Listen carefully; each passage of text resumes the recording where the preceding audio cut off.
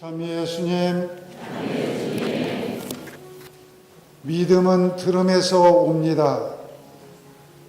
사랑하는 교우 여러분, 하느님 우리 아버지와 우리 주 예수 그리스도에게서 은총과 평화가 여러분에게 내리기를 빕니다. 지난해 저는 교구장 직무를 시작하면서 교구 설정 100주년을 향한 새로운 복음화를 교구의 중장기 목표로 제시했습니다. 이를 위해 가장 시급하게 요구되는 것이 우리 자신의 내적 쇄신이었기 때문에 저는 지난해를 신앙 쇄신회로 정했습니다. 그리고 이런 쇄신을 위해 구체적으로 실천해야 할 사항으로 초대 교회의 모범에 따라 5가지, 곧 성경 읽기, 교회의 가르침 배우기, 성찬례 참여, 기도, 사랑의 실천 등을 제안했습니다.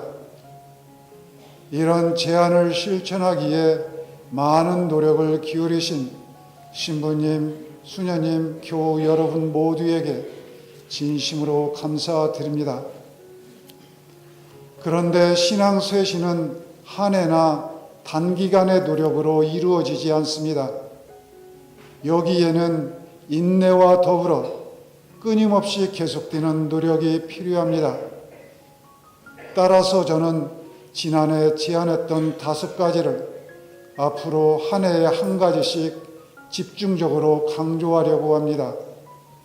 사실 성경, 교회의 가르침, 성찬례, 기도, 사랑의 실천 등은 내적 쇄신과 새로운 복음화를 위한 핵심 요소입니다. 앞으로 5년 동안 순차적으로 이 5가지 요소에 초점을 맞추어 신앙의 기초를 충실히 다진다면 현세에 동화되지 않고 신앙의 정신을 새롭게 하여 우리 자신의 모습이 크게 변화될 거라고 확신합니다. 2019년에는 첫 번째 요소인 성경 말씀에 역점을 두고 신앙 생활을 합시다. 우리 신앙의 구주는 대화라고 말할 수 있습니다. 하느님께서 말씀하시고 그 말씀에 대해서 우리 인간이 응답하는 이 하느님 말씀, 인간의 응답, 말을 주고받는 대화라고 말할 수 있습니다. 그래서 우리에게 말씀하시는 하느님께서는 당신의 넘치는 사랑으로 마치 친구 대하듯이 인간에게 말씀하시고 인간과 사귀기를 원하십니다. 그래서 세상을 창조하신 다음 처음부터 원조들에게 당신 자신을 알려주시고 타락한 후에도 계속 인류를 돌보셨습니다. 하느님께서 아담에게, 하와에게 당신을 알려주신 것은 당신과 끊임없이 대화해서 하느님의 생명을 얻어 누리기 위한 그런 것이었죠. 그런데 타락 후에도 하느님께서는 우리 인간을 끊임없이 돌보시며 그 대화에 초대하셨습니다.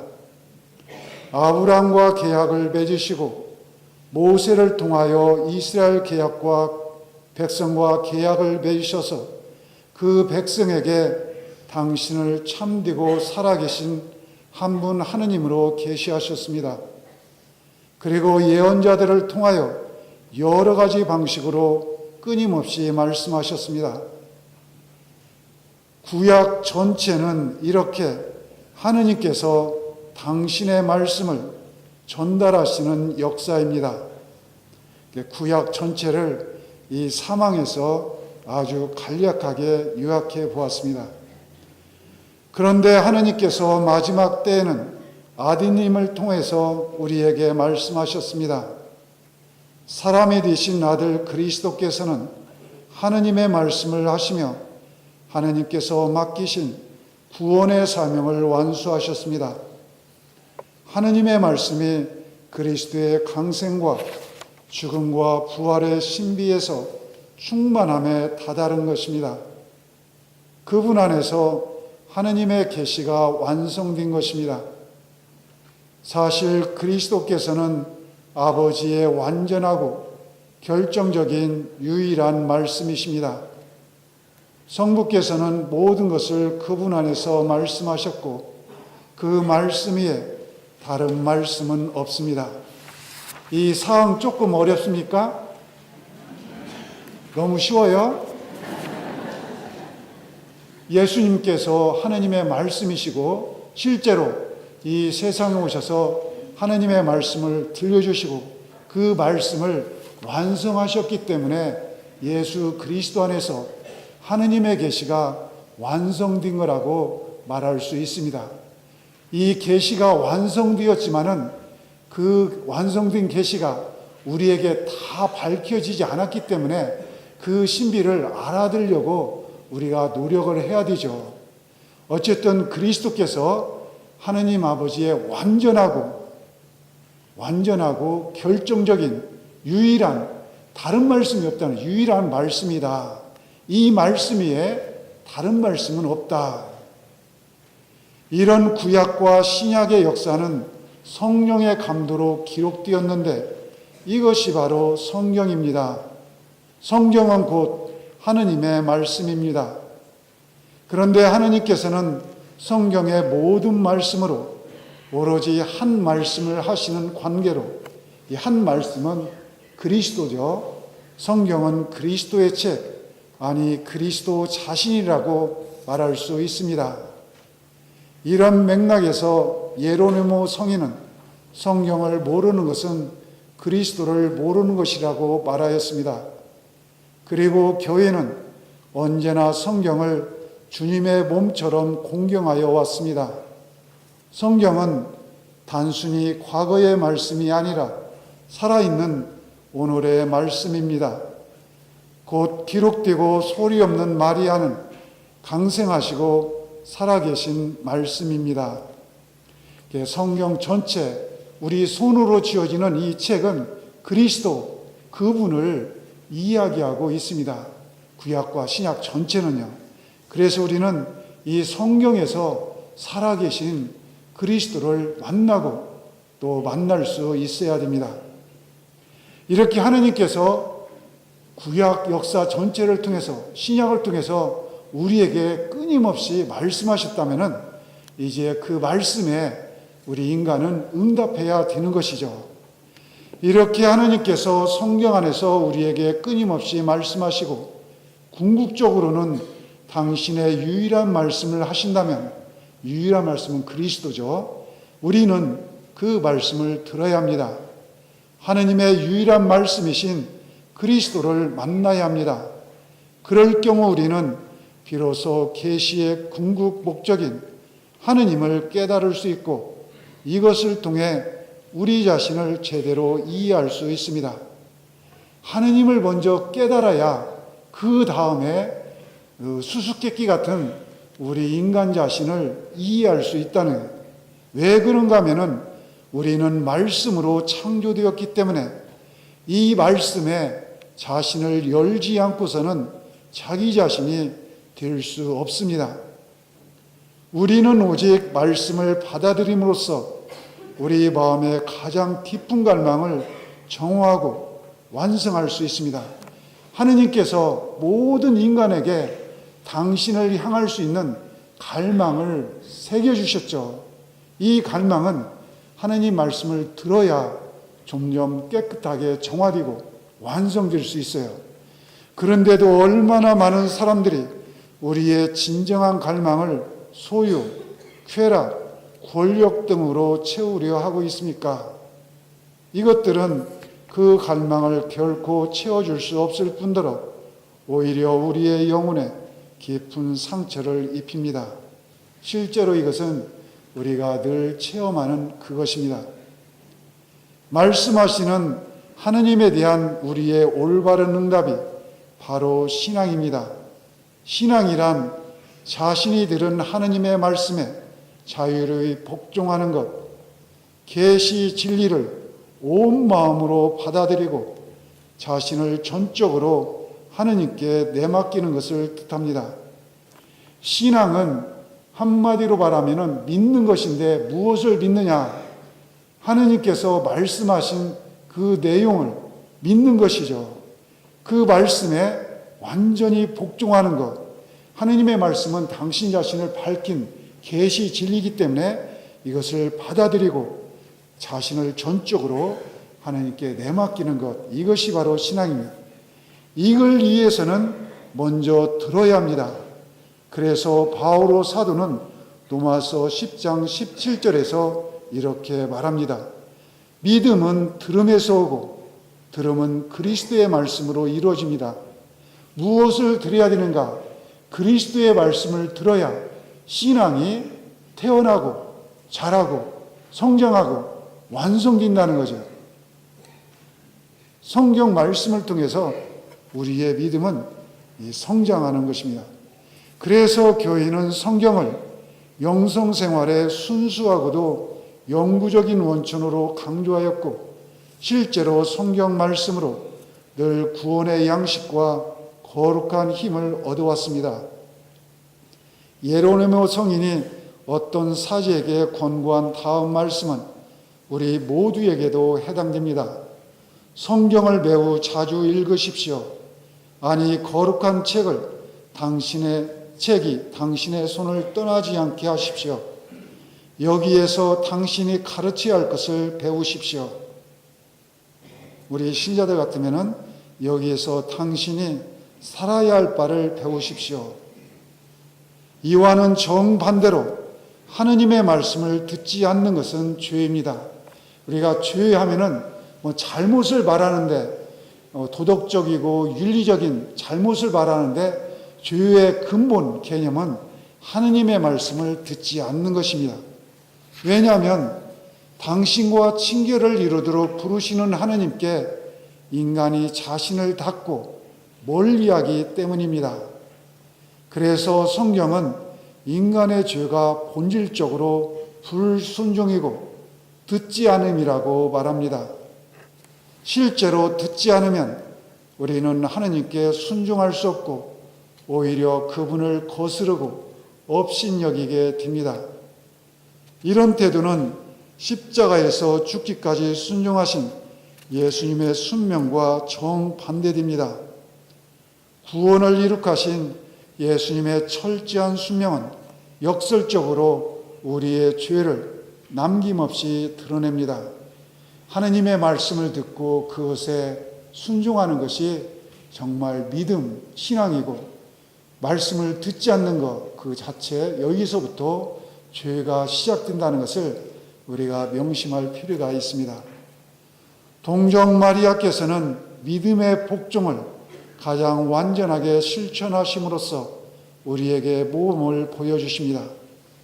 그분은 일생 동안 하느님 말씀에 열려있는 듣는 분이셨습니다. 가브리엘 천사의 인사말을 곰곰이 생각하셨고 예수님에 관한 놀라운 일을 겪으실 때마다 마음속에 간직하고 곰곰이 뒤새기셨습니다. 그리고 하느님께는 불가능한 일이 없다는 말씀을 믿으시고 주님의 뜻에 무조건적으로 순종하신 분이십니다. 보십시오. 저는 주님의 종입니다. 말씀하신 대로 저에게 이루어지기를 바랍니다. 우리도 성모님처럼 이렇게 말하기 위해서는 말씀하신 대로 하느님의 말씀을 먼저 들어야 그것이 우리 안에 이루어지도록 기도할 수 있는 것이죠. 이렇게 해서 하느님의 말씀은 성모님에게 삶의 기준이 되었습니다. 이제 하느님의 말씀인 성경을 어떻게 읽어야 하는지 생각해 볼 차례입니다. 성경을 올바로 해석하기에 특히 두 가지 점에 주의해야 합니다. 하나는 성경을 성령의 도우심으로 읽고 해석해야 한다는 것입니다. 그렇지 않으면 성경은 죽은 문자가 될 위험이 있습니다. 왜 그런가 하면은 이 성경이 처음부터 성령의 감도로 기록되었기 때문이죠. 그렇기 때문에 성령의 도우심으로 읽고 해석해야 됩니다. 따라서 성경을 읽기 전에 반드시 기도로 성령의 도우심을 청하시기 바랍니다. 나머지 하나는 이 성경을 전체 교회의 살아있는 전통에 비추어서 읽고 해석해야 한다는 것입니다. 왜냐하면 이 성경은 무엇보다도 교회라는 우리 공동체에 맡겨진 하나님의 말씀이며, 따라서 성경의 살아있는 주체는 하나님의 백성이고 교회이기 때문입니다. 교회 공동체와의 친교 안에서만 인간은 하나님께서 우리에게 말씀하시고자 하시는 진리의 핵심 속으로 파고들 수 있습니다. 교회 공동체에서 벗어난 개인주의적 성경 해석은 쉽게 오류에 떨어집니다. 실제로 우리는 최근에 자의적인 성경 해석으로 신자들을 현혹하여 큰 무리를 빚고 있는 사례들을 자주 접합니다. 예를 들어서 신천지 같은 경우가 바로 그런 경우라고 볼 수 있죠.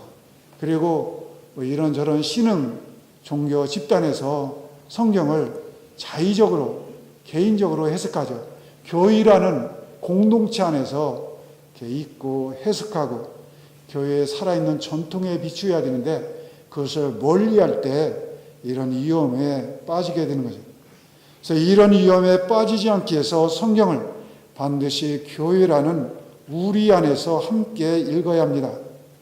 특히 사목 현장에 계신 신부님들께서는 교우들이 이 교회의 목소리를 들을 수 있도록 최선을 다해 주시기 바랍니다.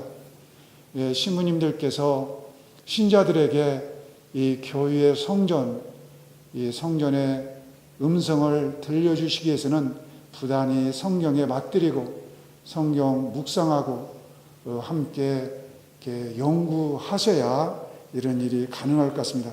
신부님들과 함께 이 성경 공부하는 것이 우리 교구에 특별히 더 많이 요구되는 것이 아닌가 생각됩니다. 이제 이 마지막 문장은 정말 중요해서 따로 이렇게 말씀을 드렸는데, 교회의 목소리를 신자들이 들을 수 있도록 최선을 다해 주셨으면 좋겠습니다. 이 자리에서 저는 기도하며 교회의 친교 안에서 성경을 읽는 구체적인 방법으로 거룩한 독서를 소개하고 싶습니다. 이 거룩한 독서는 유다교가 수천 년 동안, 그리고 그리스도교가 2000년 동안 실천해온 전통적인 독서입니다. 이 독서는 우리로 하여금 그리스도를 가까이 만나고 하느님을 더욱 깊게 만나게 도와주는데, 교황 권고 주님의 말씀 87항에 따라 다음 4단계로 진행됩니다. 첫 번째 단계로 거룩한 독서는 본문을 읽는 것으로 시작합니다. 이 단계는 성경 본문이 그 자체로 무엇을 말하고 있는가, 이 질문에 대답하면서 본문의 의미를 이해하는 단계입니다. 첫 번째는 본문을 읽고 그 전체 그 맥락을 파악하는 것이죠. 두 번째 단계는 묵상인데, 도대체 이 성경 본문이 우리에게 무엇을 말하고 있는가 이렇게 물으면서 주님께서 이 성경을 통해서 우리에게 말씀하시는 개인적인 메시지, 그리고 공동체적인 메시지를 파악하는 단계. 이 성경 말씀을 통해서 주님께서 무엇을 말씀하시는가, 메시지를 파악하는 단계가 묵상 단계입니다. 셋째 단계는 기도이죠. 주님께서 그런 메시지를 우리에게 들려주시는데, 그 메시지에 응답하며 우리가 주님께 우리의 말씀을 드리는 그런 단계예요. 그 방법으로는 주님께 기도드리는 것은 청원 기도가 될 수 있고, 전구가 될 수 있고, 감사가 될 수 있고, 찬미가 될 수 있고, 이것은 주님께서 우리에게 들려주시는 말씀에 대한 우리의 응답 단계죠. 마지막 단계는 관상. 관상은 이 세상 모든 것을 하느님의 눈으로 바라보고 판단하는 지혜를 추구하며 우리 마음 안에 그리스도의 마음을 형성하는 것을 목표로 삼고 있습니다. 그러니까 하느님의 눈으로 함께 바라보고 판단하는, 이제 그런 지혜를 추구하면서 그리스도께서 간직했던 그 마음이 우리 안에서 이루어질 수 있도록 이것을 목표로 하면서 추구하는 단계입니다. 이런 거룩한 독서를 통해서 우리는 하느님 말씀의 보고에 깊이 들어가 살아있는 하느님의 말씀이신 그리스도와 가까이 만나게 되는 것입니다. 그래서 이제 올 한 해부터 시작해서 앞으로 계속, 그러니까 이 성경 말씀이 2019년 한 해만 하고 2020년에는 이거 하지 말자 이런 것은 아니고요. 이때부터 해서 앞으로도 계속 이 성경 말씀은 우리 계속 노력해서 이 말씀을 깊이 맛들이고 말씀에 의해서 살아야 된다는 거죠. 한 해만이 아니라 계속해서 이렇게 해야 되는데, 우리 신앙을 쇄신하기 위한 구체적인 실천 사항으로 다음 몇 가지를 제안합니다. 첫째, 전례 거행이 없을 때에도 하느님의 말씀을 담고 있는 책이 성당 안에서 눈에 보이게 공경을 받을 수 있도록 성경을 모셔둡시다.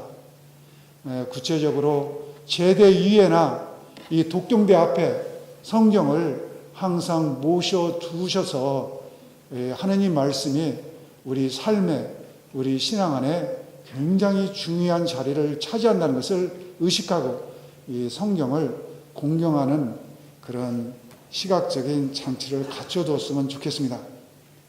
두 번째로, 개인적인 차원에서 매일 성경 읽기를 생활합시다. 그날 당일 미사의 독서와 복음 말씀을 읽고 마음에 새기는 시간을 갖도록 합시다.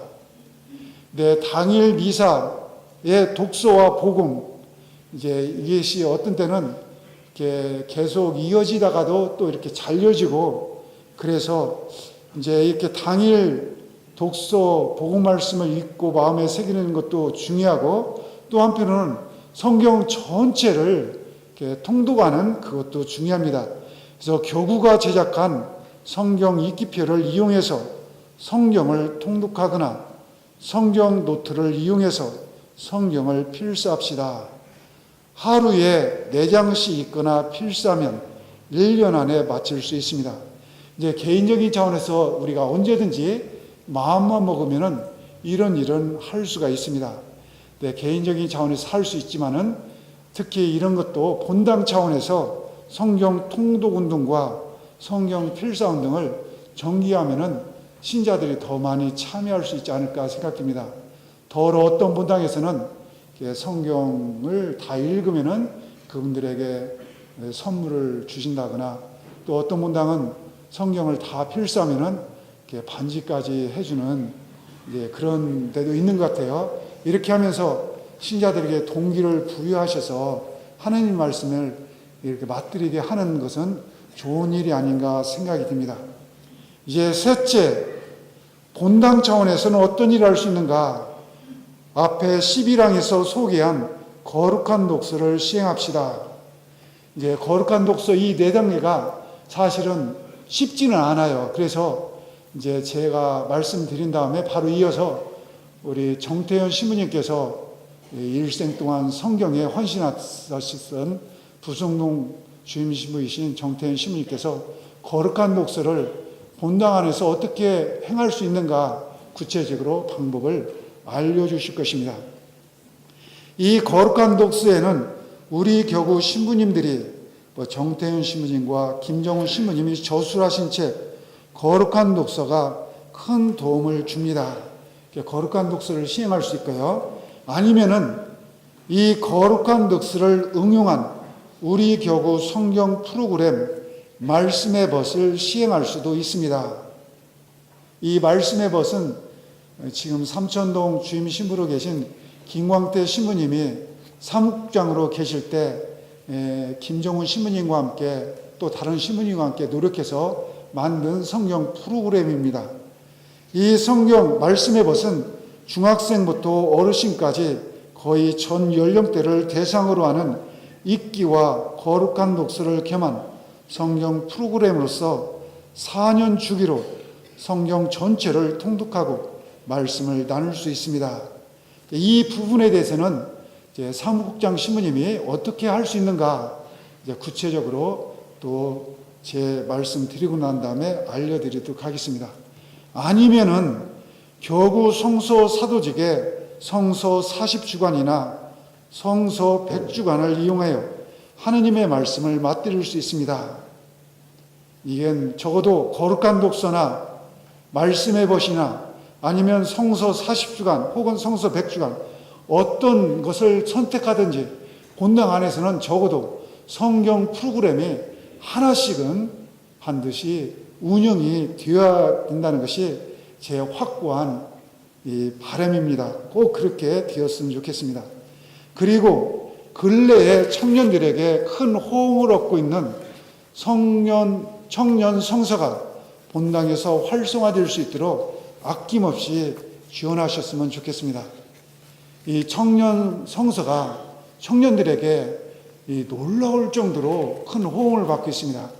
저희가 얼핏 보기에는 청년들이 하느님 말씀에 관심이 없는 듯한데 실제로는 이 청년 성서를 함께하면 말씀에 푹 빠져서 얼마나 기쁘게 살고 그 삶이 달라지는지 이것을 위해서 시간을 따로 내서 청년들이 이렇게 모이는 그런 사례를 제가 많이 체험해 왔습니다. 그래서 본당에서 청년들이 이 청년 성서에 함께 할 수 있도록 청소년 교육국에서 주관하는 그 프로그램에 참여하도록 아낌없이 지원해 주셨으면 좋겠습니다. 네 번째로 이거 본당 차원인데요. 어르신들을 위한 성경 공부를 지속적으로 시행합시다. 점점 고령화되는 사회 현실에 직면해서 우리 노인 사목이 정말 절실하게 요구되고 있습니다. 여러 수도에서 펴낸 책자를 활용하거나 본당 자체적으로 계획하여 어르신들을 위한 성경 공부나 성경 나눔을 이행하시기 바랍니다. 우리 신자 교회가 고령화된다고 걱정을 많이 하는데 정말 어르신들을 위한 이 성경 프로그램이 마련되고 이분들을 위해서 교회가 지속적으로 관심을 갖고 이렇게 노력해야 되지 않을까 생각됩니다. 다섯 번째, 이제 지구 차원에서 뭘 해야 되는가? 이 지구 차원 말씀을 드리기 전에 이제 우리 신자 대표들이 함께 모여 있는 자리이기 때문에 좀 몇 가지 이 지구에 대해서 말씀을 드리고 싶습니다. 제가 교구장으로 뛴 다음에 작년 7월부터 시작해서 얼마 전까지 이 지구 제도 개편에 대해서 신문인들과 함께 1년 4개월 동안 계속 논의해 왔습니다. 그래서 얼마 전에 지구를 개편하기로 이렇게 결정을 내렸습니다. 왜 지구를 개편해야 되는가, 이런 논의가 왜 되었는가, 왜 이런 결정을 내렸는가, 그를 간략하게 말씀드린다면 교회 안팎으로 우리에게 다가오는 도전 때문입니다. 이 세상은 물질 만능주의, 상대주의, 소비주의, 그리고 개인주의, 이런 아주 나쁜 영향들이 교회에 크게 밀려오고 있고 우리를 위협하고 있고, 또 한편으로는 우리 교회에 최근에 저조한 복음화율, 주일미사 참여자 수가 갈수록 감소하고 냉담 신자는 이렇게 점점 늘어나고 교인은 이렇게 점점 고령화되고, 이렇게 교회 안팎으로 다가오는 도전에 맞서서 가만히 있어서는 안 되겠다. 이제 신부님들이 함께 연대해서 함께 일을 해 나가지 않으면 안 된다. 그리고 도시와 농촌 본당이 서로 끊임없이 교류가 되어서 이 모든 것을 잘하기 위해서는 지구 사목이 강화되지 않으면 안 되겠다. 이런 필요성 때문에 지구를 개편하기로 했습니다. 지금 9개 지구인데 이 9개 지구가 6개 지구로 개편되고, 지금까지 없었던 지구장 본당이 각 지구마다 설정이 되어서 지구장 신부님이 그 본당에 가셔서 본격적으로 일하시게 됩니다. 이제 지구장 신부님은 이전에는 그 지구에 가셔서 남아있는 자녀 임기를 채우시는데, 앞으로 파견되시는 지구장 신부님은 그곳에서 4년 동안 지구장으로서 또 주임 신부님으로서 일하시게 됩니다. 지구장 신부님 중심으로 지구 사목이 더 활발하게 펴질 수 있도록 신부님 임기가 보장되고 또 신부님이 그런 일을 할 수 있도록 필요한 몇 가지 권한도 이렇게 부여하였습니다.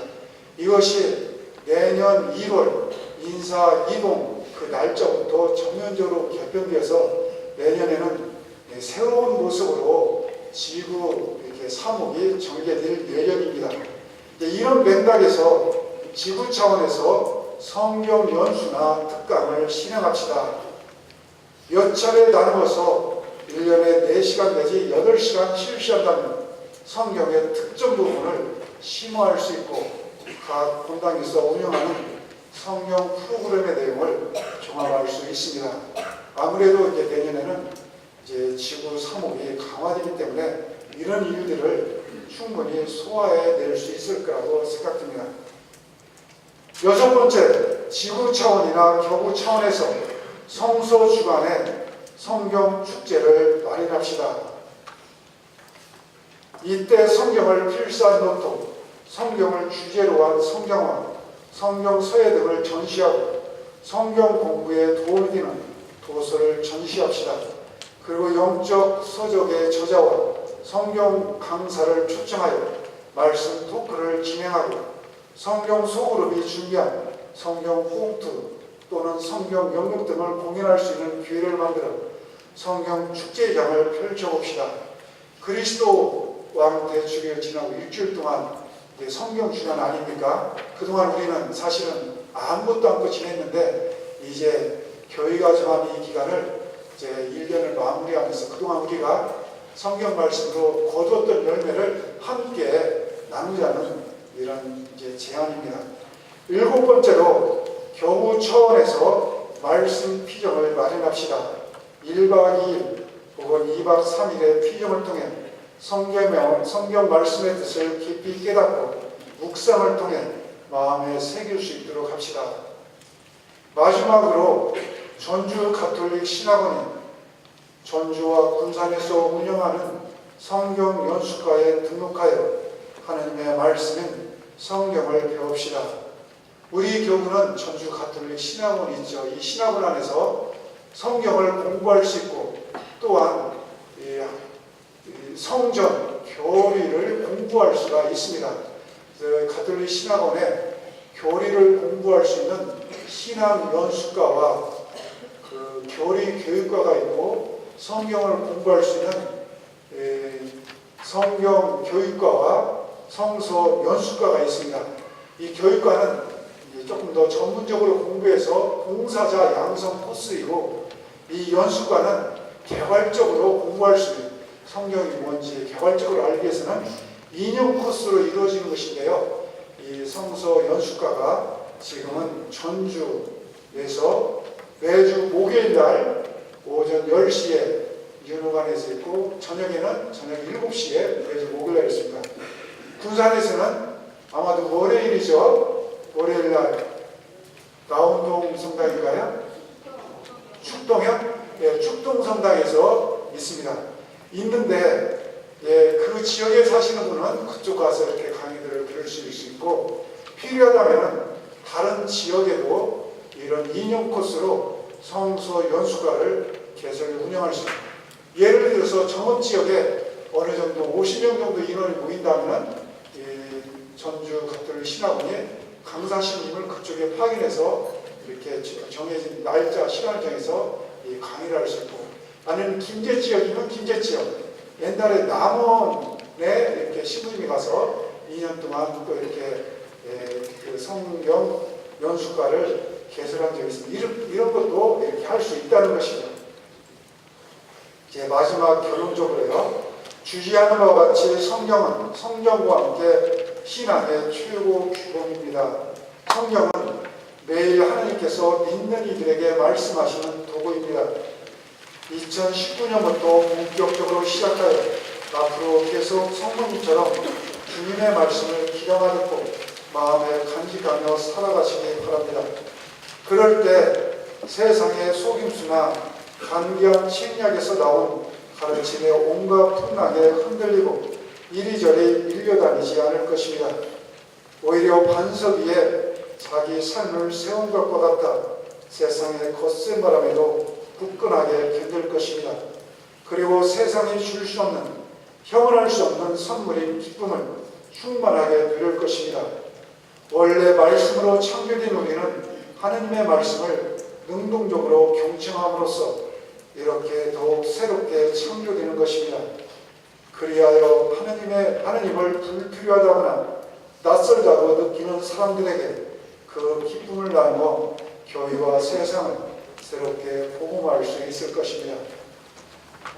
하느님 말씀에 충실히 맞들이고 그 말씀에 따라서 우리 자신의 삶을 변화시키는 그런 새로운 한 해가 되었으면 좋겠습니다.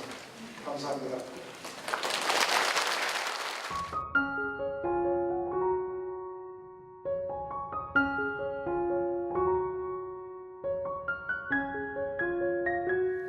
거룩한 독서. 거룩한 독서는 기도하면서 성경을 읽는 것이다. 기도는 독백이 아니라 대화다. 그러죠. 대화는 만남의 첫걸음이요, 깊고 좋은 관계를 맺는 데 필수적이다. 보통 우리는 기도를 독백만 하잖아요. 하느님께 뭘 청할 때만. 그러니까 하느님 말씀 듣는 건 이제 제쳐놓고 청하기만 하는 거거든요. 근데 그것은 대화가 될 수 없죠. 대화를 하기 위해서는 먼저 다른 사람의 말을 들어야 한다. 하느님과 그리스도의 말씀을 먼저 잘 듣는 것이 중요하다. 이스라엘의 가장 기본적인 기도, 쉐마도 들어라라는 명령으로 시작된다. 쉐마 이스라엘로 시작되는 이 기도는 우리 그리스도인들이 바치는 주님의 기도처럼 하루에 적어도 3번씩 유다인들이 바치는 기도입니다. 들음은 단순한 청각작용으로 소리를 듣는 것만을 뜻하는 것이 아니라 말씀을 마음에 새기고 온몸으로 실천하는 것까지 포함한다. 이스라엘에 들어라. 주 우리 하나님은 한 분이신 주님이시다. 너희는 마음을 다하고 목숨을 다하고 힘을 다하여 주 너희 하나님을 사랑해야 한다. 오늘 내가 너희에게 명령하는 이 말을 마음에 새겨두어라.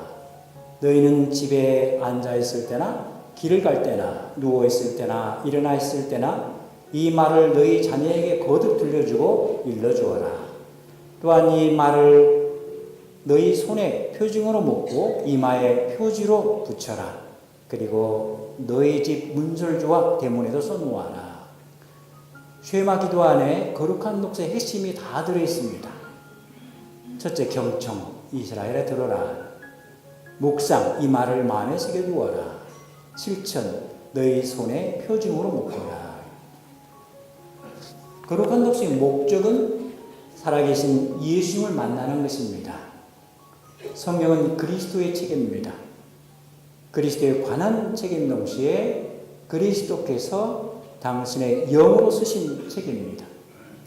교회장님 사목교수에 나온 대로 한 말씀이신 그리스도 자신입니다.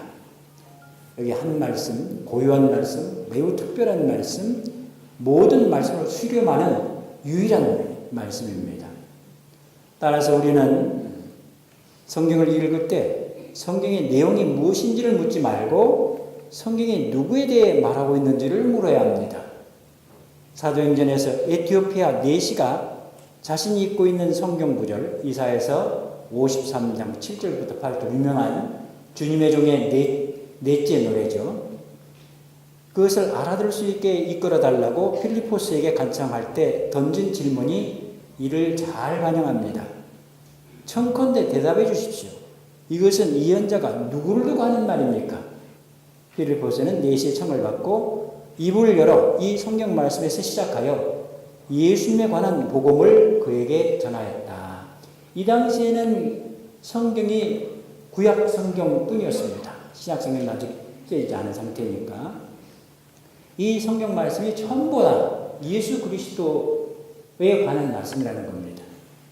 성경에 선포하는 예수님은 시간과 공간에 갇혀 계시는 역사의 예수님이 아니라 십자가에 못 박혀 돌아가시고 부활하시어 그의 공동체 안에서 특히 전례, 성찬, 미사 안에서 그리고 성도들 안에서, 성도들, 믿는 모든 사람들 안에서, 작은 이들 안에서, 그러니까 이 세상에 가난하고 고통받는 소외당한 모든 사람들 안에서 지금 살아계시는 부활하신 예수님입니다. 역사 예수님을 재구성하려고 성경 공부를 하는 사람들은 죽은 예수님을 찾는 이들입니다. 근데 많은 사람들 죽은 예수님을 찾으려고 합니다. 이제 그건 교회에서 선포하는 그런 예수님은 아닙니다. 거룩한 독서는 가톨릭 교회의 가장 탁월하고 전통적인 성경 독서 방법이다. 교부들의 저서들은 대부분 거룩한 독서의 결과물이다. 교부들은 유다교 랍비들의 성경 독서법에 주목했는데 랍비들의 저서 500여 권은 모두 거룩한 독서의 산물이다. 랍비들의 거룩한 독서는 성경 말씀을 전체 맥락에서 읽고 다른 성경 구절들로 해석하며 말씀을 늘 일상의 삶과 직결시키는 것이 가장 두드러진 특징이다. 거룩한 독서를 가리키는 용어를 처음으로 사용한 교부는 3세기 유명한 성서학자 오리겐에 쓰였다. 그는 그리스어로 페이오스 아나그노시스, 신적 독서라고 직역을 할 수가 있죠. 이 독서 방법을 소개하겠는데 이것을 라틴어로 옮기면 렉시오 디비나, 렉시오, 아나그노시스, 디비나는 페이오스, 이렇게 해서 우리말로 이것을 직역하면 신독이라고 되어 있는데 이게 이제 한자니까 거룩한 독서라고 무난하죠. 2차 바티칸 공회 교부들은 거룩한 독서의 중요성을 간파하고 공회 문헌 계시연장 6장 25항에서 말씀의 봉사자에 종사하는 이들은 그 누구도 하나님의 말씀을 겉으로만 전하고 속으로 경청하지 않는 빈 설교자가 되지 않도록 렉시오 사크라와 진지한 공부로 성서에 몰두해야 한다고 가르치고 있습니다. 나아가 모든 신자에게도 렉시오 삐아를 권장하고 있습니다. 근데 여기서 렉시오 사크라, 렉시오 삐아를 현재 바티칸 공회의 문헌을 보면은요, 전부 영적 독서로 번역을 해놨습니다. 이건 분명한 오역입니다. 영적 독서는 성인전 또는 신심서적 다 포함되는 거죠. 근데 여기서 이야기하는, 교부들이 이야기하는 이 거룩한 독서, 렉시오 사크라와 렉시오 삐아, 신심 깊은 독서는 성경 말씀을 가지고 읽고 묵상하는 그런 독서입니다. 그러니까 우리가 일반적으로 이야기하는 거룩한 독서에 해당하는 것입니다. 거룩한 독서의 소공동체 그리고 성경 공부에 대해서 말씀드리겠습니다. 거룩한 독서 소공동체, 거룩한 독서는 소공동체 모임의 핵심이다. 소공동체 모임의 하드웨어, 형식, 그것은 밤모임이라면은 소프트웨어, 그 내용은 거룩한 독서다. 외적 형식도 중요하지만 더 중요한 것은 그 형식 안에서 전개되는 내용이다. 지금 한국 교회에서 수십 년 동안 이 밤모임 가지고 소공동체 그 모임 활성화를 위해서 그렇게 많은 노력을 기울이는데 아직도 이게 정착이 되지 않고 있습니다. 그것은 제가 볼 때는 이 형식에만 매달리기 때문에 그런 것 같아요. 이 안에 있는 내용, 소프트웨어가 중요한데 여기에 좀 치중을 했었으면 좋겠습니다. 현재 한국의 밤모임에서 이루어지는 거룩한 독서는 매달 4번의 주일복음만을 주일복음으로 삼는다. 이것은 편식과 같아서 건강한 성경 독서가 될 수 없다. 이런 독서에 길들여지면 구원 역사의 큰 흐름을 놓치고 전례를 통해 익숙해진 말씀에만 집착하게 된다. 듣고 싶은 말, 아주 늘 들어왔던 그런 말, 그것에만 자꾸 집착하게 된다는 거예요. 성경 전체는 거대한 모자이크와 같다. 성경의 각 대목들은 모자이크를 구성하는 작은 돌들이고 모자이크의 형상 전체는 그리스도다. 성경의 기본틀인 구원의 역사는 예수 그리스도의 삶과 가르침, 특히 그분의 십자가 죽음과 부활에서 절정을 이룬다. 이 절정을 제대로 이해하기 위해서는 예수님의 공생활을 전해주는 복음서뿐만 아니라 그 절정으로 향하는 전 과정과 결실을 다룬 창세기부터 묵시록까지 다른 성경 낙본들도 다 읽어야 한다. 성령께서는 우리의 예상을 깨고 평소에 전혀 접해보지 않은 본문을 통해서도 지금 당장 이 자리에 꼭 필요한 가르침을 주신다. 성경 말씀은 그 자체로 우리의 삶을 근본적으로 바꿀 역동성을 지니고 있는데 그 역동성은 의외로 가장 단순하고 평범한 대목에서 드러날 수도 있다. 현재 소공체 모임이 주일 복음 중심으로 진행되는 것을 보완하기 위해서라도 성경 전체를 읽어나가는 거룩한 독서는 개인으로든 단체로든 반드시 함께 곁들여야 한다. 거룩한 독서와 성경 공부, 그 외에는 다양한 성경 공부 방법이 있어서 신자들의 신앙생활에 큰 도움을 주고 있다. 이 공부들은 저마다 장점과 약점과 특징들이 있다. 개인이나 공동체는 각자의 취향과 공동체의 상황에 따라 이 프로그램이 어느 프로그램이 적절한지 선택할 수 있겠다. 아무런 사전 지식 없이 성경을 처음 읽는 독자는 문자적 의미만을 보게 되지만 성경 공부는 저자가 본문에 담아 전달하려 한 문학적 의미를 밝혀준다. 성경에는 크게 세 가지 의미가 있습니다. 문자적 의미, 그 다음에 문학적 의미, 그리고 영적 의미. 문자적 의미는 글자 그대로의 의미입니다. 쉽게 접할 수 있는 거죠. 누구나 다 알아볼 수가 있습니다. 그런데 거기서 한 단계 더 넘어가야 됩니다. 문학적 의미. 그것은 성경 저자가 그 본문을 통해서 전달하고자 하는 그 의미입니다. 그 다음에 거기서 머무르지 말고 세 번째 영적 의미까지 넘어가야 됩니다. 그러나 문학적 의미만을 찾는 성경 공부는 자칫 성경의 말씀을 과거로 돌리고 죽은 하느님, 죽은 예수님만 추구할 수 있다. 따라서 성경 공부는 문학적 의미에서 그치지 말고 거룩한 독서가 지향하는 살아계신 그리스도와의 만남, 곧 영적 의미로 나아가야 한다. 한 가지 유념할 것은 거룩한 독서는 여러 성경 공부 방법들 가운데 하나가 아니라는 사실이다. 이 성경 공부, 여러 성경 공부 가운데 거룩한 독서가 하나가 아닙니다. 거룩한 독서는 이 모든 성경 공부의 기초입니다. 그리고 사실 목적이기도 합니다. 모든 성경 공부의 최종 목적은 거룩한 독서임을 잊어서는 안 된다. 성경 공부에서는 말씀 봉사자의 카리스마가 큰 굿시를 난다. 말씀 봉사자가 성경에 관한 지식이 풍부하고 그것을 삶과 연결시켜 쉽게 풀어내는 기술이 뛰어나면 수강자들이 많이 모여들기 마련이다.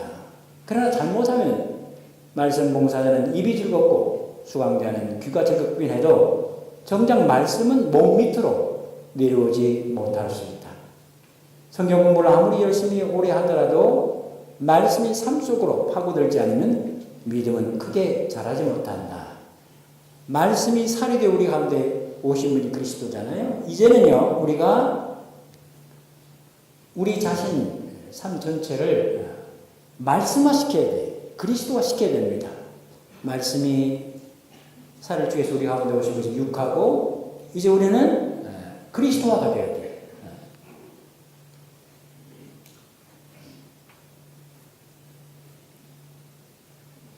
이와 보면 거룩한 독서에는 남을 가르치는 말씀 봉사자가 따로 필요 없다.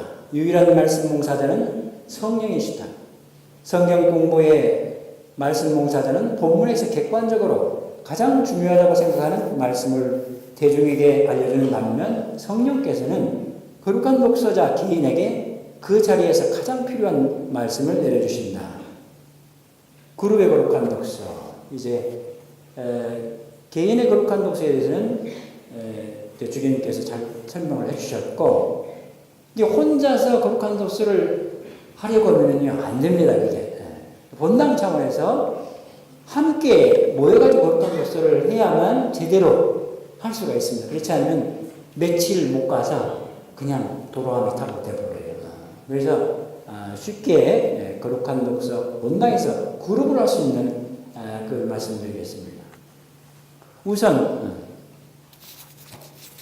이 그룹의 거룩한 독서, 이건 초보자나 또는 상급자, 구교와 새신자 또는 지식인 아니면 배움이 좀 모자란 사람 구분이 없습니다. 누구나 다 이 거룩한 도를 할 수가 있습니다.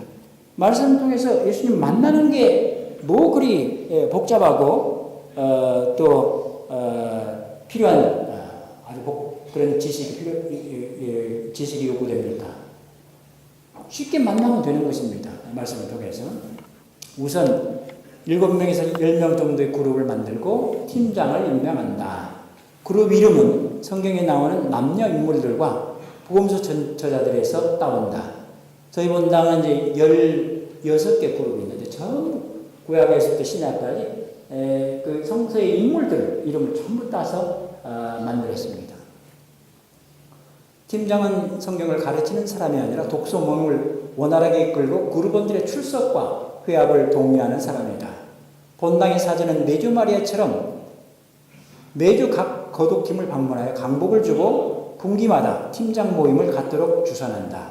거룩한 도서는 진도표들을 진행하면서 진도표 제가 이렇게 7페이지에 거룩한 진도표를 내놨는데 이것은 모세오경과 내복음서를 같이 읽도록 하는 진도서입니다. 일부예요. 이게 저는 이제 크게 넷으로 나눴거든요. 구약도 넷, 신약도 넷. 지금 구약의 그 분류 방법은 70인역을 따랐고 초대교회 분류를 따랐습니다. 그래서 먼저 모세오경, 그 다음에 역사서, 시서와 지혜서, 그리고 이언서로 되어 있는데 신약도 똑같이 희한하게도 이렇게 넷으로 나눠져 되어 있습니다. 내복음서, 그 다음에 사도행전, 그리고 서간, 그 다음에 요한복음서.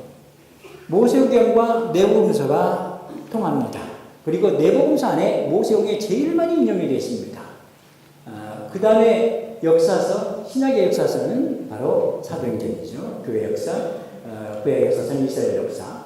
그 다음에 세 번째 시서와 지혜서. 이건 모세오경의 가르침을 일상 삶 안에 적용시켜서 내놓은 구체적인 지침들이거든요. 서간도 마찬가지로 지역교회의 현안 문제와 이 복음 그 말씀 예수님의 삶과 가르침을 연결시키는 겁니다. 그 다음에 물론 신학의 유일한 이언서는 묵시로 보기 때문에 이런 식으로 읽어나가면 구약, 신약, 구약, 신약, 구약, 신약 이렇게 해서 지루하지도 않고 순서도 지켜나가면서 좀 더 깊이 있게 성사 안에서 하나님을 만나고 예수님을 만날 수가 있습니다.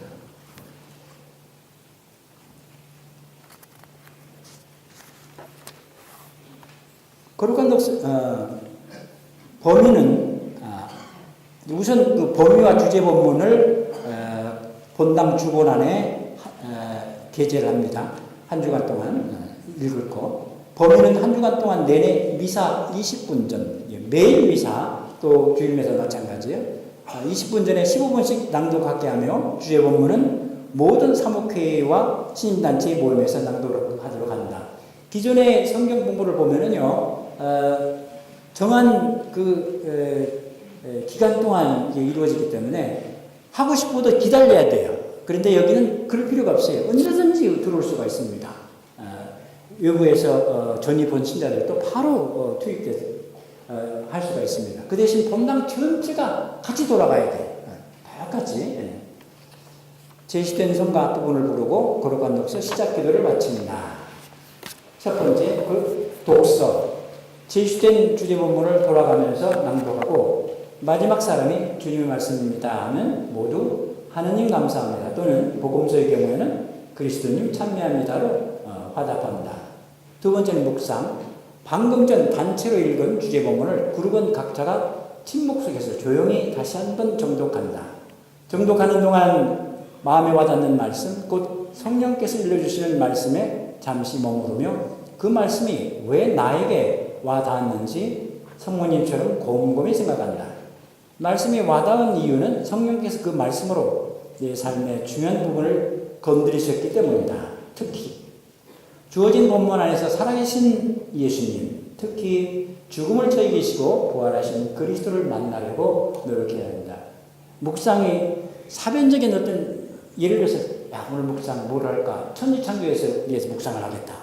아니면 예수님의 강생 구속에 대해서 묵상하겠다.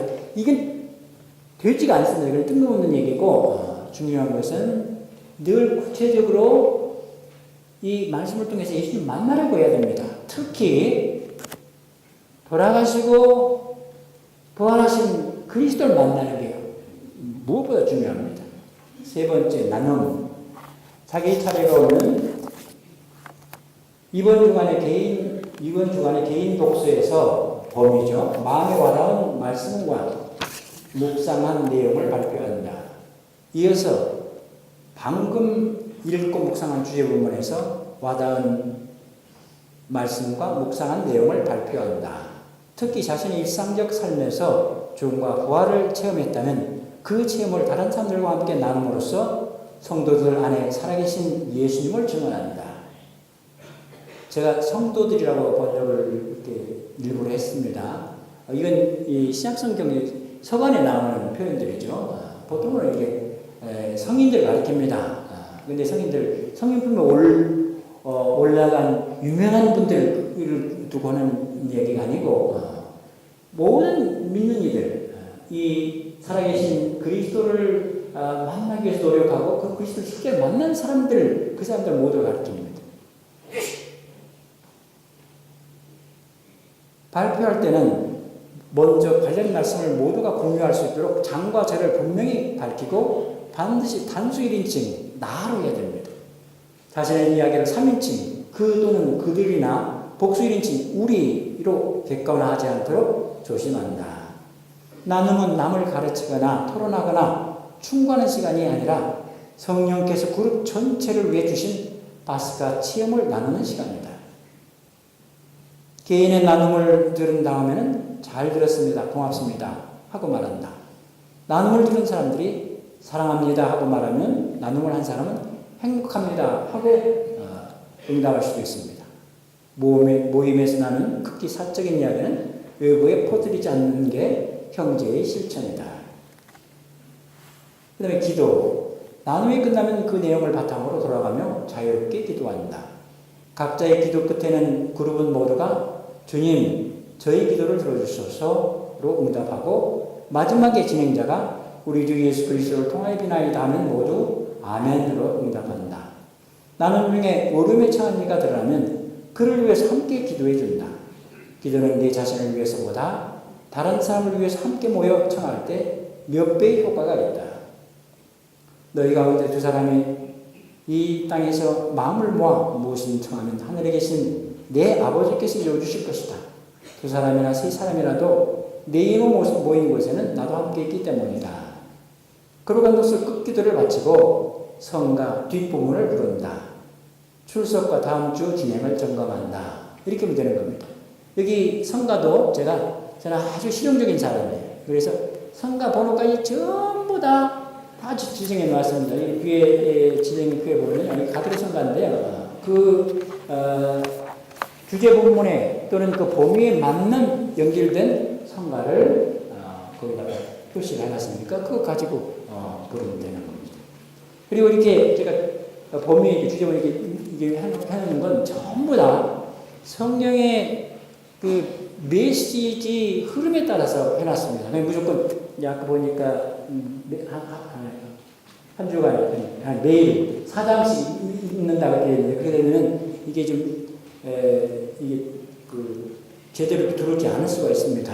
딱딱 단위로 묶어갖고 거기 내용에 따라서 잘라줘. 어떤 때는 물론 길기도 하고 어떤 때는 짧기도 하고 그래요. 상관없습니다. 그렇게 읽는 것이 더 효과적입니다. 거룩한 독서의 효과. 말씀에는 개인과 공동체를 변화시키는 역동성이 있다. 교리는 믿음을 갖는 데 필요하고 신심은 그 믿음을 유지하는 데 필요하지만 믿음을 성장시키는 데는 역부족이다. 말씀은 사람을 변화시키고 믿음을 자라게 한다. 거룩한 독서는 일정 기간 동안 수료하고 끝마치는 과정이 아니라 관 뚜껑을 닫을 때까지 평생 지속해야 하는 일상사다. 말씀은 생존을 위한 양식이기 때문에 말씀을 먹는 일인 거룩한 독서는 죽을 때까지 이어져야 한다. 사람은 빵만으로 살지 않고 하느님에 위해서 나오는 모든 말씀으로 산다. 여러분 반 모임 이제 한 달에 한 번 하잖아요. 한 번 빠지면 두 달에 한 번, 두 번 빠지면 석 달에 한 번. 이제 이렇게 해가지고는 도저히 각 개인의 삶 안으로 말씀을 파고들어갈 수가 없습니다. 그래서 적어도 일주일에 한 번씩은 모여가지고 거룩한 독서를 해야 됩니다. 이 효과는 첫 번째 회심. 거룩한 독서의 첫째 효과는 회심입니다. 하나님의 말씀을 처음 접한 이들은 그 말씀의 준엄함에 놀라고 양심의 가책을 받는다. 사실 하나님의 말씀은 살아있고 힘이 있으며 어떤 쌍날칼보다도 날카롭습니다. 그래서 사람 속을 꿰찔러 혼과 영을 가르고 관절과 골수를 갈라 마음의 생각과 속셈을 가려냅니다. 그러나 이 첫째 단계인 회심에만 머물러서는 안 된다. 거룩한 독서하는 동안 내내 그룹원들이 각자의 쓰레기통만 계속해 두신다면 그룹 전체의 악취만 진동할 것이다. 두 번째는 치유. 거룩한 독서의 둘째 효과는 치유다. 말씀에는 치유의 힘이 있다. 예수님도 말씀으로 장애인과 병자를 치유하셨다. 그런데 예수님의 말씀 치유, 로고 테라피죠. 는 단순한 신체적 장애와 질병의 치유에서 끝나지 않고 영적인 치유로 건너간다. 자, 너는 건강하게 되었다. 더 나쁜 일이 너에게 일어나지 않도록 다시는 죄를 짓지 마라. 그분은 현세에서 고통하는 사람들을 결코 외면하시지 않고 그들의 간청을 물리치지 않으시지만 현세적이고 물질적인 가치보다 더 좋은 것, 곧 성령과 하나님 나라와 영원한 생명을 주고자 하신다. 삶의 용기. 성경에 나오는 모든 인물은 어렵게 살다가 하나님을 만나 다시 일어선 사람들이다. 이스라엘 백성도 이집트 노예 사이에서 자유민의 삶으로 바빌론 포로 사이에서 해방의 기쁨으로 넘어가는 파스카 건너간 신비를 체험한다. 성경 전체가 죽음과 부활의 거대한 반전 드라마고 그 드라마의 절정이 바로 그리스도의 죽음과 부활이다. 그리스도의 죽음이 엄청난 반전이죠. 전지전능한 하느님이 인간의 소유에서 힘없이 처형당했다. 이거보다 큰 반전이 어디지? 인류 역사상. 그 다음에 부활도 큰 반전입니다. 아니 인간이 어떻게 죽음에서 다시 일어나가지고 영원한 생명을 누린다는 이 말도 안 되는 얘기죠. 이 반전, 엄청난 반전. 이것이 바로 예수 그리스도의 죽음과 부활입니다. 거룩한 독서자는 자신도 이 반전 드라마에 동참하고 있음을 깨닫고 삶의 어려움을 극복할 힘과 지혜를 말씀에서 얻는다. 매일의 삶에서 이 파스카 신비를 체험할 수가 있습니다. 그것을 사실 나눠야 돼요. 다른 사람들과 함께. 그게 살아계신 하나님을 나누는 겁니다. 살아계신 예수님을 나누는 것입니다. 네 번째, 하나님과 인간에 대한 깨달음. 성경은 참 하나님이요 참 사람이신 그리스도를 알려준다. 성경의 어느 쪽을 펴더라도 거기에 항상 하나님이 등장합니다. 그리고 그에 상응하는 인간이 등장해요. 그래서 성경 근본적으로 하나님을 우리에게 알려주고 또 인간을 우리에게 알려주는데 그 인간은 바로 나 자신이에요. 불자들은 엄청난 수행을 하면서 내가 누구인지를 깨닫는데 평생을 바친다. 그런데 성경은 첫 장에서부터 내가 누구요? 어디서 와서 어디로 가는지 명백하게 가르쳐준다. 우리는 하느님에게서 나와 하느님께로 간다. 그리고 성경은 우리의 원천의 정점이신 그 하느님이 어떤 분이신지도 분명하게 계시한다. 참 하느님, 참 인간, 그분은 누구신가? 바로 그리스도입니다. 그러니까 그리스도가 최고의 계시입니다. 그리고 유일한 계시로 그 하나님과 내가 어떻게 하나가 되어 영원한 생명을 누릴 수 있는지도 가르쳐준다. 영원한 생명이란 홀로 참 하나님이신 아버지를 알고 아버지께서 보내신 예수 그리스도를 아는 것입니다. 거룩한 독서의 현장. 거룩한 독서는 어디에서 하는가? 개인의 거룩한 독서는 특별히 정해진 장소와 시간이 필요 없다. 언제 어디서나 여건이 허락하는 대로 하면 됩니다. 지하철, 버스, 기차 등 대중교통을 이용하면서 자가용이나 트럭을 운전하다 휴식을 취하면서 심지어 슈퍼마켓 카운터에서도 할 수 있다. 늘 성경을 펴놓고 조각 시간을 잘 이용하면 됩니다. 자동차 안에는 안전을 비는 마음에서 묵주나 크리스토폴상을 갖춰 놓는데 움직이는 성전인 성경을 비치해 두면 어떨까? 하늘께 가는 순례길의 동반자로서 남편과 아내가 꾸준히 거룩한 독서를 해나간다면 마음의 장벽을 헐고 서로를 깊이 이해할 수 있게 된다. 이렇게 말씀으로 서로에 대한 신뢰가 쌓이는 가정에 닥친 어떤 어려움도 쉽게 헤쳐나갈 수 있다. 특히 TV, 컴퓨터, 스마트폰 등 전자기기에 지나치게 몰입함으로써 부모와의 대화와 소통이 단절되어 버린 자녀들과 거룩한 독서를 하루도 빨리 시작하는 것이 좋다. 어린 나이일수록 하느님을 쉽게 받을 수 있기 때문이다. 하느님이야말로 부모가 자녀들에게 물려줄 수 있는 최상의 유산이다. 아이들과는 그림 있는 성경 바울에 따라서 나왔는데 제가 이렇게 해설을 좀 했습니다. 성경을 함께 읽고 생각과 느낌을 나누면서 거룩한 독서를 하면 좋다. 천년석지를 하고 난 다음부터 중고등학교를 마칠 때까지는 성경의 에피소드 중심으로 거룩한 독서를 하는 게 좋다. 성경의 에피소드는 줄거리가 탄탄하고 재미있으면서도 그 안에 인생에 대한 깊은 통찰과 지혜가 담겨있기 때문에 어려서부터 접하면 나이 들어서까지 오래도록 기억에 남아 때가 되면 자연스럽게 거기에 담겨있는 교훈을 깨우치게 될 것이다. 사실 서양의 문학, 음악, 미술, 오페라 등 거의 대부분 성경의 에피소드에 바탕을 두고 있다. 둘째, 직장. 거룩한 독서는 직장에서도 할 수 있다. 직장에서의 거룩한 독서는 자칫 단조롭고 메마른 업무에 파묻혀 신앙을 잃어버릴 위험에서 바쁜 직장인들을 구해줄 뿐 아니라 동료애를 증진시키고 삶의 활력소를 제공한다. 매주 특정한 날 점심시간을 이용하여 거룩한 독서를 시행할 수 있다. 예를 들어서 시청의 그 로자리오 모임 있잖아요. 그런 데서 할 수 있겠죠. 그룹원들끼리 함께 모여 빨리 식사를 마치고 적당한 장소에서 하면 된다.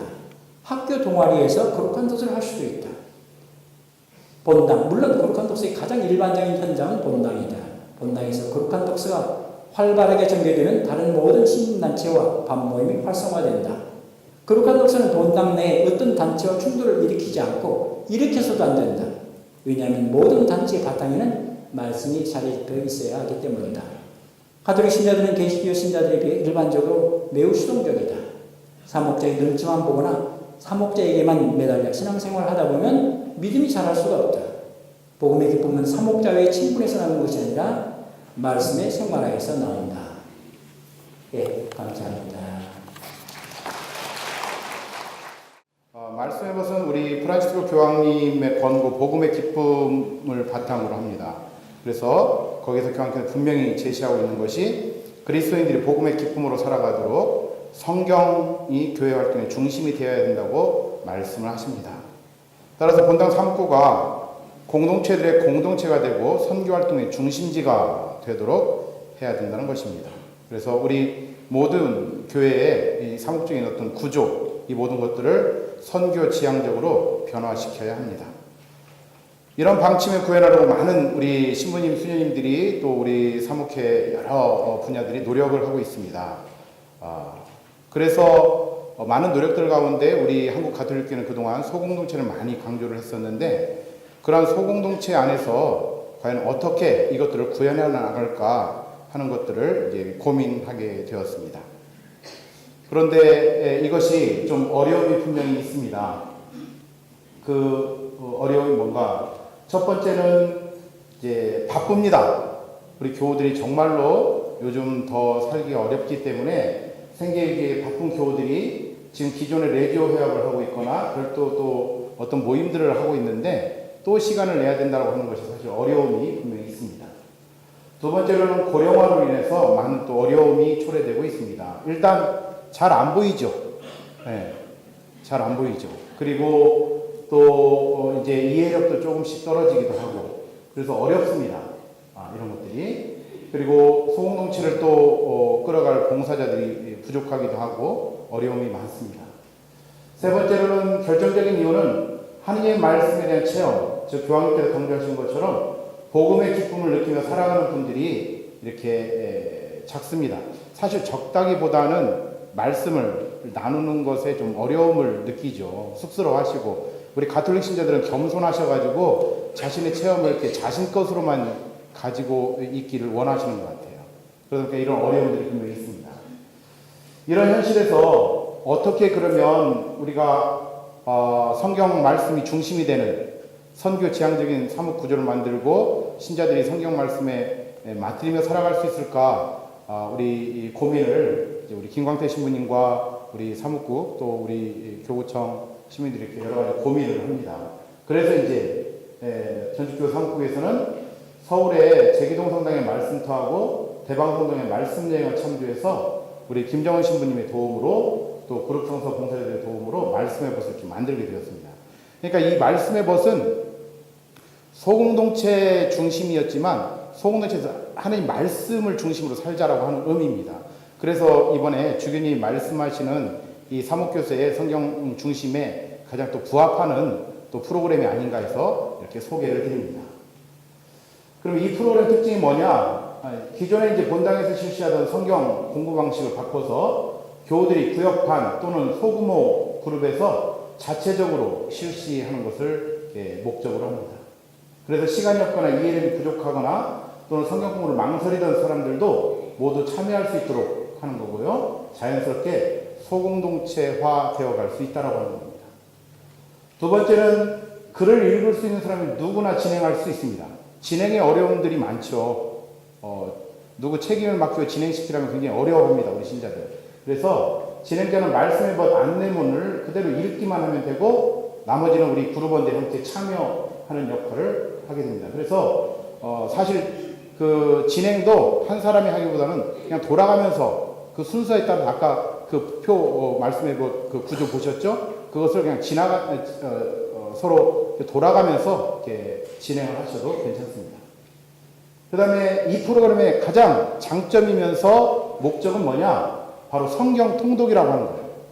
근데 성경 통독은 그냥 통독 읽기만 하는 것에 끝나는 게 아니라 읽고 아까 우리 정태현 신부님 말씀하신 거룩한 독서를 조금 더 결합해서 또 묵상하고 나누는 작업까지 함께 한다면 일석이조 3조가 아닐까 해서 만들어진 프로그램입니다.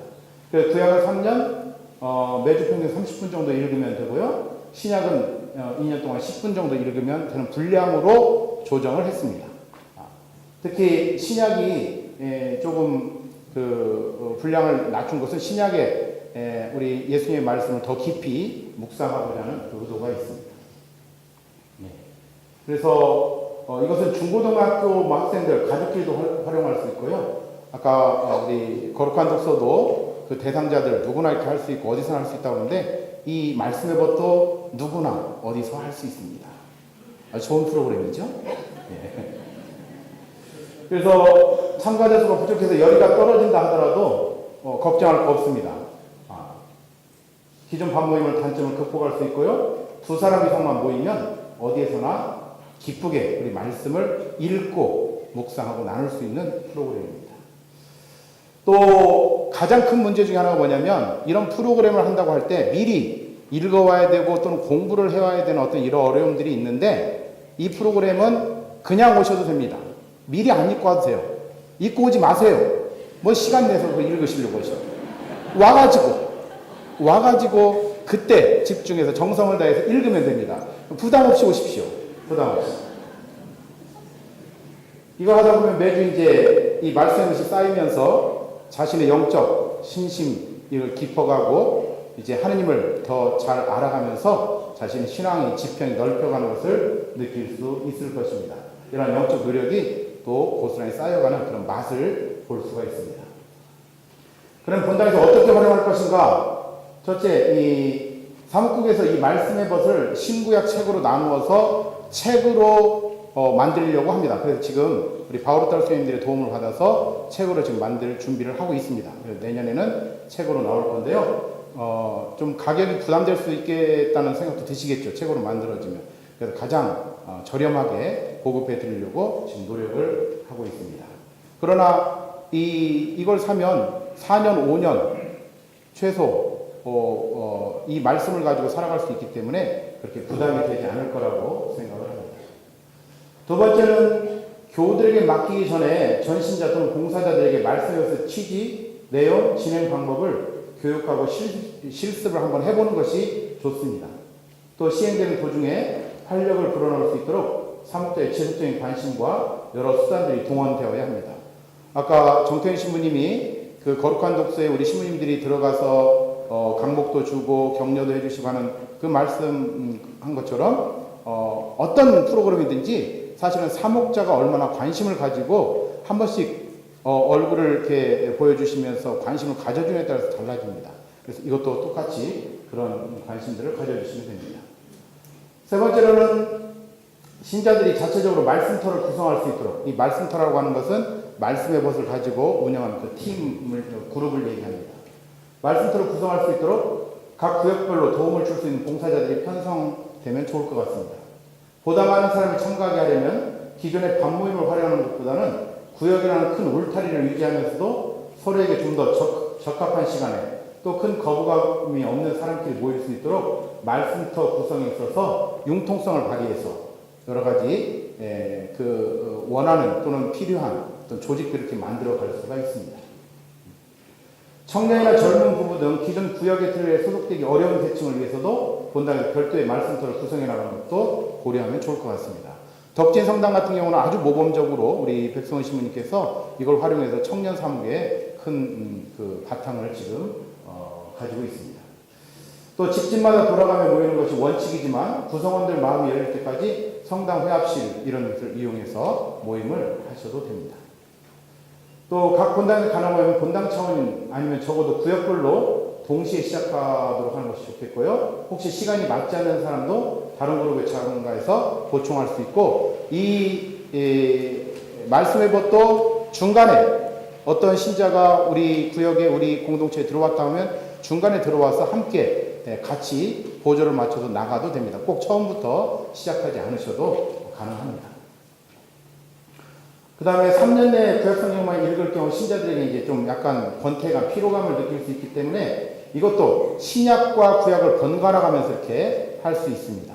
예를 들어서 모세오경을 했다면 다음은 신약을 선택해서 할 수도 있고, 이제 본당 신부님과 그 지도자에 따라서 선택을 하시면 되겠습니다. 그 다음에 누군가 일방적으로 가르치는 자리가 되지 않도록 주의를 해야 되겠죠. 궁금하면 질문하기도 하죠. 그때 누군가 그 질문에 따라서 뭐 그걸 설명하고 가르치려고 하기보다는 간단하게 말씀해 주시고, 이 통독에 초점이 맞춰져 있다고 하는 것을 좀 유념하시고, 그 다음에 쭉 하시면서 성령께서 인도하시는 대로 이렇게 따라가시면 좋을 것 같습니다. 그 다음에 말씀터가 이제 소공동체로 또 성장하려면 인내심을 가지고 기다려 주셔야 되고요. 우리 신부님들이. 그래서, 본당, 여러 가지, 그 본당에 또 시민들이 이 공동체를 이용해서 함께 뭔가 사목 활동을 펼쳐나가셔도 좋을 것 같습니다. 그럼 말씀에서 어떻게 진행되는가? 그 표를 보시면, 그 말씀의 그 표를 보시면 순서가 1번부터 번호로 이렇게 매겨져 있죠. 그래서 처음에는 시작 기도입니다. 성경을 읽기 전에 드리는 기도를 그대로 옮겨놨습니다. 사실 또 누가 기도해 주십시오 그럼 또 부담스러워 하잖아요. 그래서 아예 기도문도 그렇게 그냥 다 해놨습니다. 걱정하지 마십시오. 일단 오시기만 하시면 됩니다. 저희 프로그램은 이런 좋은 장점이 있습니다. 두 번째는 말씀 읽기입니다. 구약은 30분, 신약은 10분 정도 읽을 분량으로 짧게 이렇게 해놨고요. 그 다음에 실습 결과 한 절씩 돌아가면서 읽을 때 집중도 가장 높은 것으로 나왔습니다. 그러니까 한 사람이 그냥 다 읽는 게 아니라 이렇게 돌아가면서 이때 한 절씩 돌아가는 것이 좋을 것 같습니다. 낭독하는 사람은 하느님의 말씀을 선포한다는 마음으로 읽고, 다른 이들은 하느님이 내게 말씀하신다는 마음으로 듣도록 합니다. 읽어가는 도중에 새롭게 다가오거나 가슴에 와닿는 말씀을 줄을 긋고 이렇게 마음속에 새기려고 노력하는 것도 좋을 것 같습니다. 그래서 말씀 읽기를 두 번째로 하고요. 이어서 그 세 번째로 새김입니다. 줄을 긋고 넘어간 말씀들로 되돌아가서 3분 정도 그 의미를 곰곰이, 오늘 곰곰이라는 말이 참 많이 나오네요. 성모님의 그 곰곰이 신앙을 우리가 같이 따라가야 될 것 같습니다. 왜 그 말씀이 새롭게 들렸는지, 하느님이 나에게 어떤 말씀을 하시는지 묵상을 하게 됩니다. 그리고 가장 크게 다가온 단어나 구절을 이제 빈칸에 옮겨 적도록 합니다. 그래서 제가 이 책을 만드는데 책 크기를 우리 매일미사 특대판 있죠. 작은 거, 보통으로 우리가 보는 작은 거 말고 특대판, 그걸로 그 책으로 만들려고 합니다. 왜냐하면 우리 어르신들도 고려하고 여러 가지를 생각해요. 적고 해야 되기 때문에.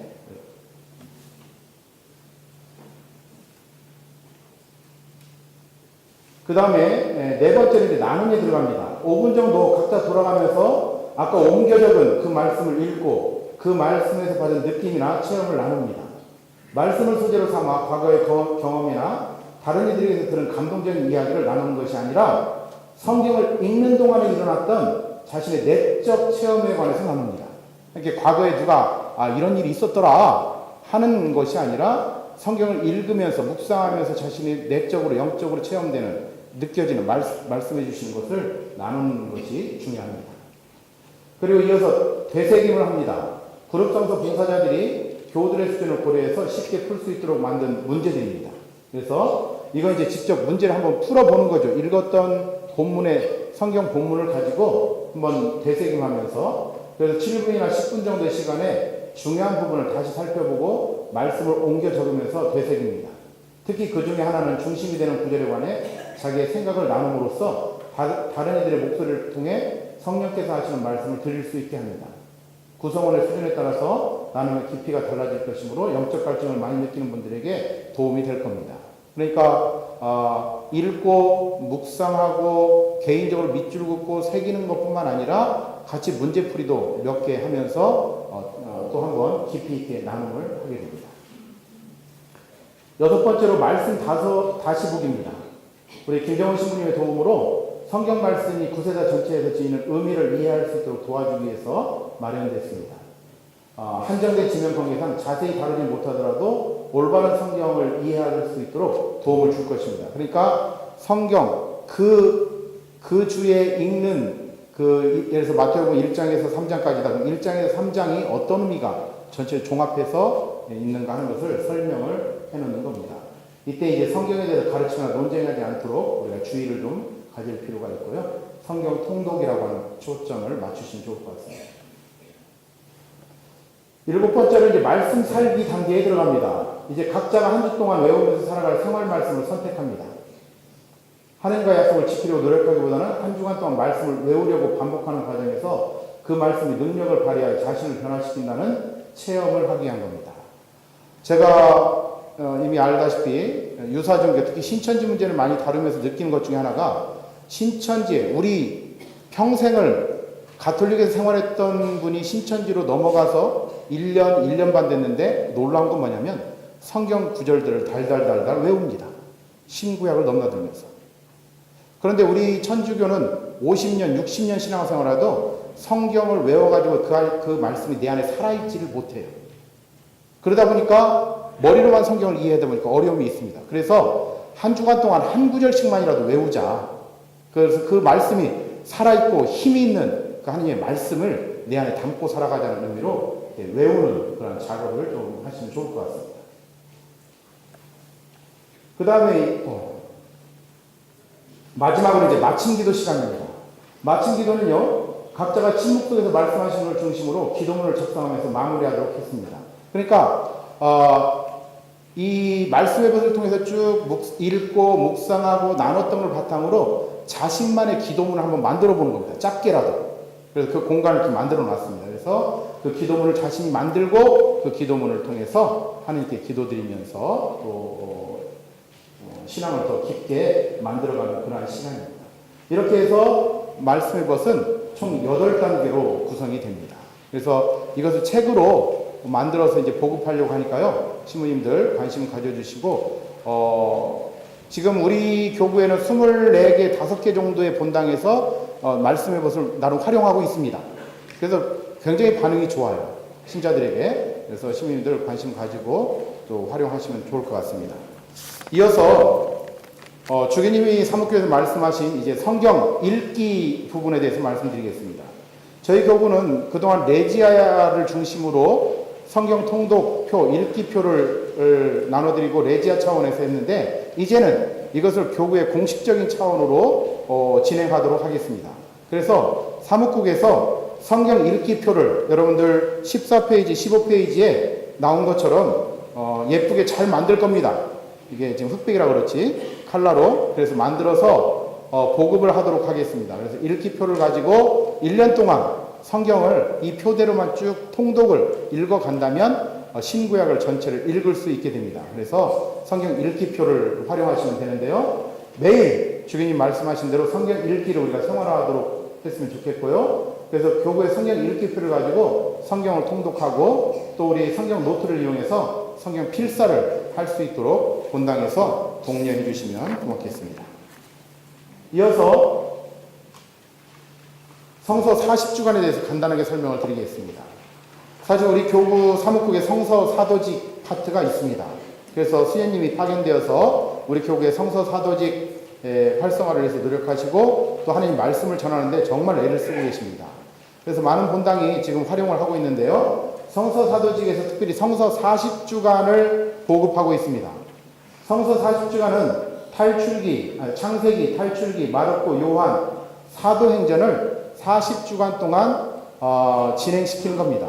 그래서 요청하는 본당, 지금 수녀님 쭉 하고 있는데요. 요청하는 본당에 수녀님이 파견되어 가가지고 그 40주간 강의를 합니다. 아주 신자들의 호응이 아주 좋습니다.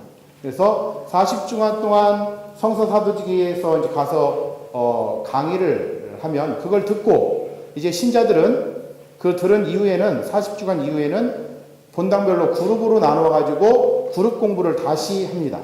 그래서 예를 들어서 창세기, 그래서 6개월 동안 그룹 공부를 창세기를 그룹으로 나눠서 하게 됩니다. 그 끝나면 또 탈출기를 하게 되고, 그리고 이렇게 끝나면 성서 사도직에서 그 공부를 마친 본당의 그 신자들을 대상으로 전체 이틀 동안에 걸쳐서 또 교구에서 연수를 합니다. 창세기 연수, 탈출기 연수, 마르코 연수 이렇게 연수를 하면서 그걸 다시 종합해서 우리 신자들에게 그 말씀을 종합해서 정리하도록 시간을 또 드립니다. 그래서 아주 이것도 좋은 프로그램이기 때문에 신부님들도 본당에서 선생님들이 직접 성경 강의를 하기가 조금 어려운, 여러 사정에서 어려우면 우리 교구에 이렇게 요청을 하면 파견을 해서 거기에 가서 직접 그 본당에 가서 이렇게 강의를 해드리고 또 그룹 나눔을 할 수 있게 도움을 드립니다. 그래서 함께 이용하시면 되겠습니다.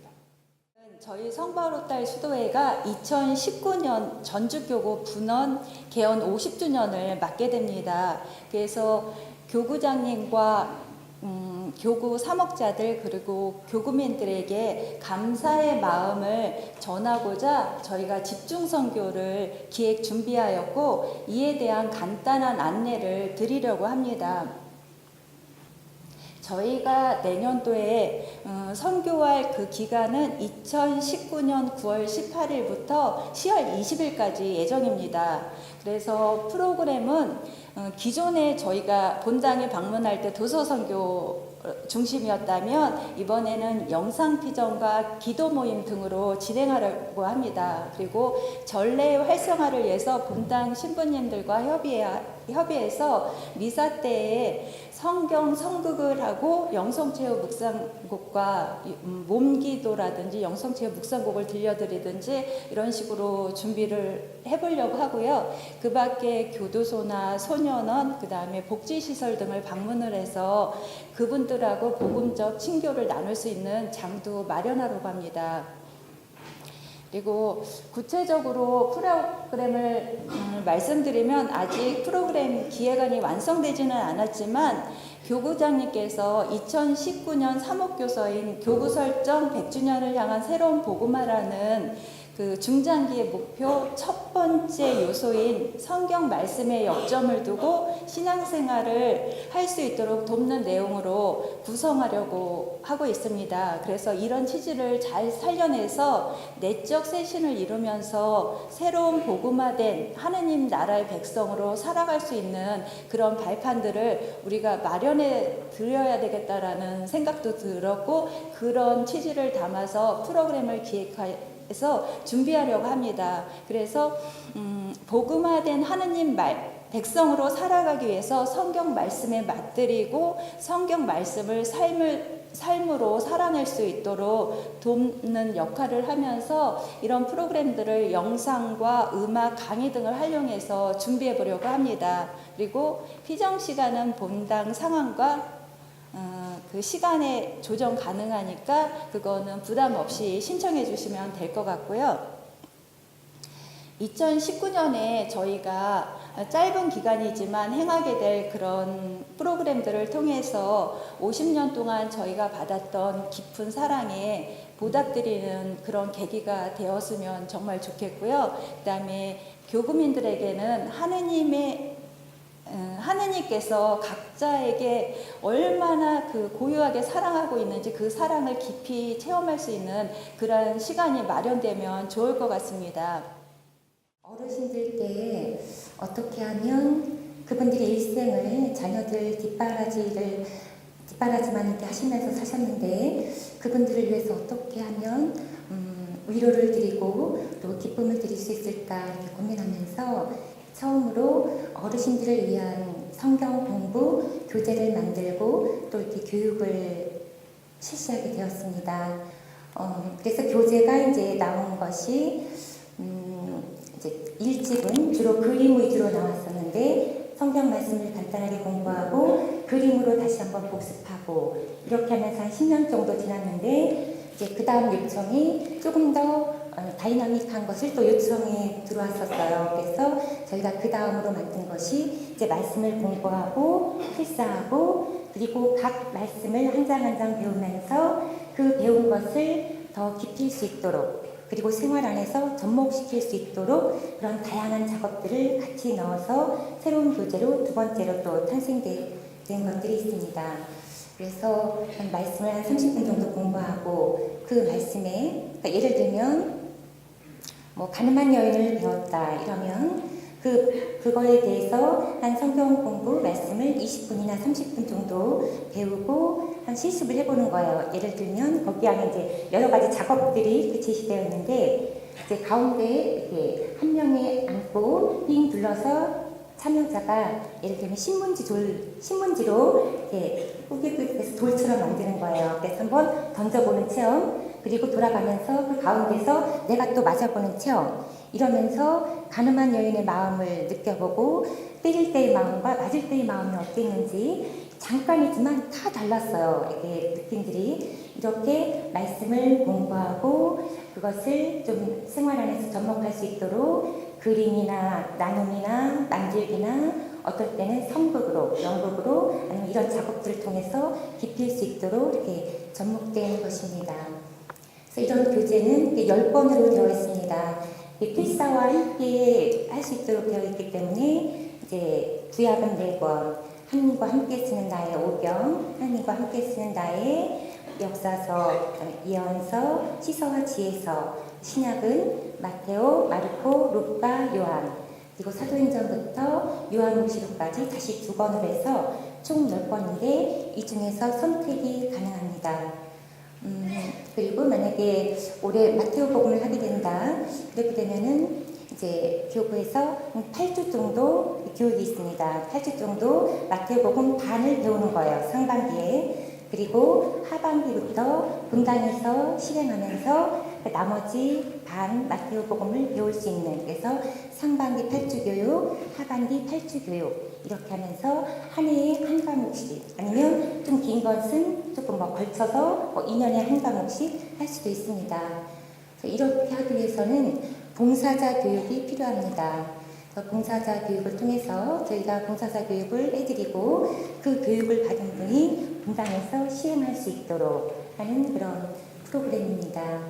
신부님께서 홈쇼핑 같다고 하셨는데 그래요. 저희도 이렇게 이걸 해보면서 저는 본당에서도 해보고 교구 봉사자 교육도 해보고 다양한 방법으로 해봤는데 처음에 분당 처음 가서 이렇게 했을 때 어르신들이 하나님 말씀을 잘 알아들으실 수 있을까 조금 이렇게 떨리기도 하고 좀 두려움도 있고 약간 미지수 같은 그런 마음도 있었는데 의외로 아니었어요. 이분들이 갈망이 있고 삶의 연륜과 지혜가 있기 때문에 그 갈망이 있는 만큼 말씀을 빨아들이고 그 말씀에 그대로 순종하면서 말씀을 굉장히 흡수를 잘하셨어요. 그래서 정말 분위기가 제가 감동을 받는 그래서 어르신들이 삶의 연륜과 지혜가 말씀을 흡수하고 받아들이는데도 굉장히 도움이 되는구나 이렇게 알았고 그리고 작업을 하면서 자연스럽게 나를 표현해 보면서 내가 용서하지 못했던 것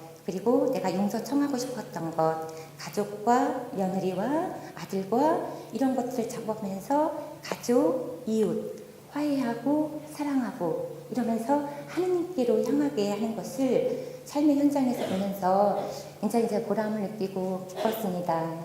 그래서 뭐 교육 날짜라든지 이런 거는 추후 공지가 다시 될 것이고, 저는 오늘 이 노인 사목의 일환으로 새로 나는 성경 공부 이 프로그램이 있다는 거 한번 이렇게 소개해드리고 싶었습니다. 주님께서